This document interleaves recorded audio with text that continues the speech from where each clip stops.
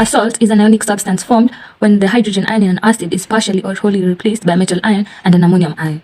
That's why I told you you had to learn first about acids and bases in Form 1 for you to be able to get the concept. Because an acid is a substance which, when dissolved in water, forms hydrogen ions as the only positively charged ions. And now for us to make a salt, the hydrogen ion in this acid needs to be partially or wholly replaced to form a metal ion or an ammonium ion.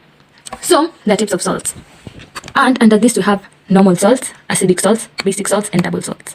So, normal salts, you just come back to the definition of a salt. So, it's an ionic substance formed when the hydrogen ion in an acid is wholly, the keyword is wholly, replaced by a metal ion or an ammonium ion. Normal salt, here we have sodium chloride. There are no hydrogen ions in this salt because let's say you take a metal like, let's say sodium, and you react it with an acid like HCl, you're going to form a salt which is sodium chloride and hydrogen gas. So, the hydrogen ions in the acid have disassociated to form hydrogen gas, so they're no longer in the salt. So that's why it's called a normal salt, because all the hydrogen ions that are present in, let's say, HCl have been replaced by a metal which is sodium to form a salt which is sodium chloride. Then we have acidic salts.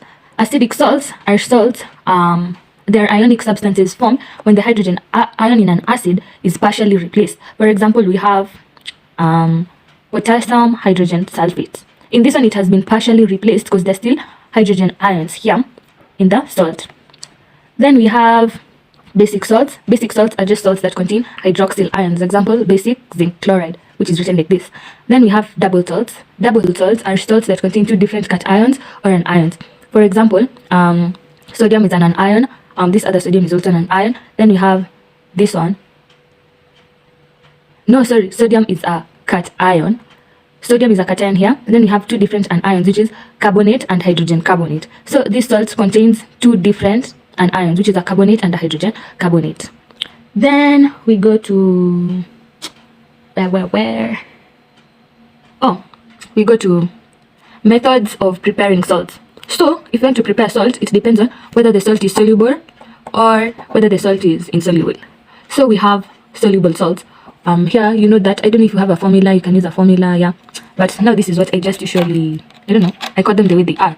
So, we have all sodium, potassium, and ammonium salts are soluble. Whether it's potassium chloride, potassium nitrate, any type of potassium salt is soluble.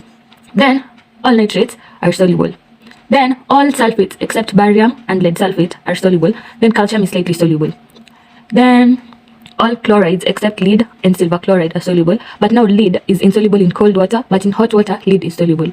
Then all carbonates except alkali metals and ammonium are insoluble. So now we go to how we're going to prepare the salts which are soluble. Example, any salt that's a nitrate is soluble. How are we going to prepare it? That's why I told you to read about the Form 1, because that's basically just how you prepare salts.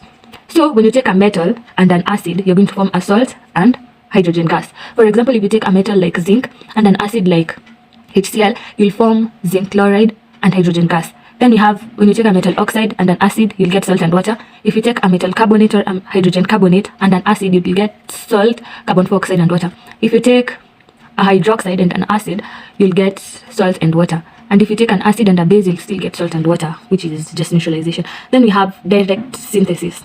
So what I mean by direct synthesis is just combining two things directly. Like, let's say you have iron and chlorine. If you combine them directly, you're going to form iron 3 chloride. So this is how it usually is tested in exam. That's direct synthesis. I don't know why it's not clear, but yeah. So here we have dry chlorine. Here we have iron powder, which is being heated, guard tube. We have KO. We have and iron 3 chloride, which is formed here. This is also in, if you want the proper diagram, you can go to chlorine and its compounds. So in this experiment, the conditions must be chlorine must be dry and iron 3 and iron powder must be heated, which is this one. So this here, the observation here is when you heat iron is usually gray, so I think it will glow red. This will be the observation in the combustion tube if they ask you. Then here we have the guard tube. We have anhydrous calcium oxide, which is a drying agent, and its function is to absorb excess chlorine and to keep the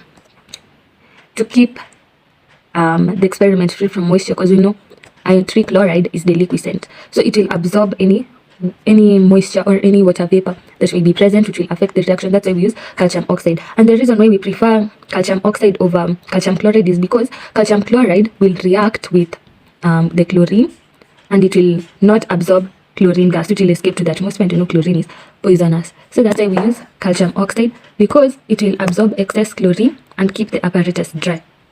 Then here, when chlorine enters the combustion tube with the iron powder that's being heated, the iron will glow red, then it will react with the chlorine. Since iron 3 chloride sublimes, it will sublime and come to this part where it will form a brown solid, which is iron 3 chloride. Then we preparing insoluble salts, and there are two methods we can use. So the first method is double decomposition, and the second one is precipitation.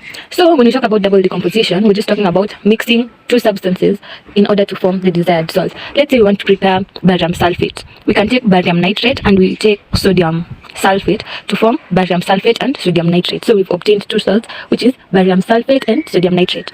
Then when we talk about precipitation, this involves using an acid, if not an